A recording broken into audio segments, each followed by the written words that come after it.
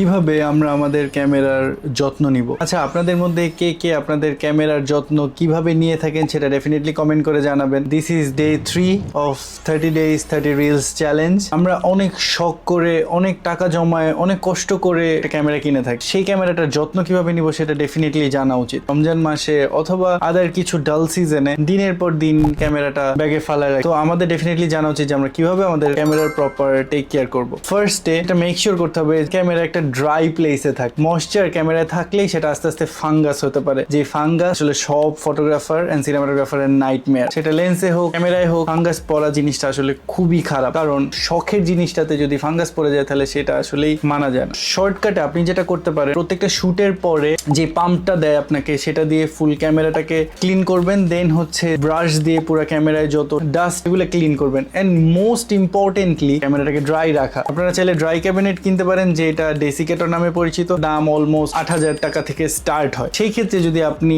এই বাজেট খরচ না করতে চান, আমি যেটা করতাম শুরুতে, এটা এয়ার টাইট বক্স নিতাম। Make sure it's air tight box and কিছু সিলিকা জেল, যেটা হয়তো ম্যাক্সিমাম ক্যামেরার দোকানে আপনারা কিনতে পেয়ে যাবেন। তো সেই সিলিকা জেল এয়ার টাইট বক্সে রেখে উপরে একটা পাতলা কাপড় রেখে ক্যামেরাটাকে প্লেস করে বক্সের মধ্যে লক করে রাখা। সিলিকা জেল ক্যামেরা যত ময়েশ্চার আছে টেনে নিবে, আপনার ক্যামেরা থাকবে always dry and fungus free. সবাই সবার ক্যামেরার যত্ন নিবেন। Like, share and subscribe to my YouTube channel.